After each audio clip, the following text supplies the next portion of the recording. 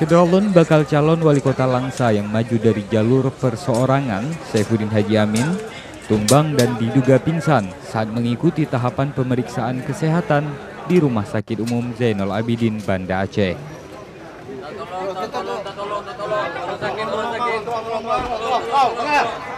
Yang bersangkutan kemudian dilarikan ke ruang IGD rumah sakit tersebut.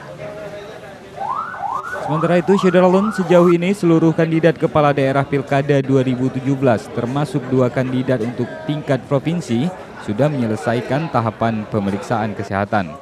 Di hari terakhir, tampak calon gubernur Abdullah Putih dan wakilnya, serta calon gubernur Zaini Abdullah dan wakilnya.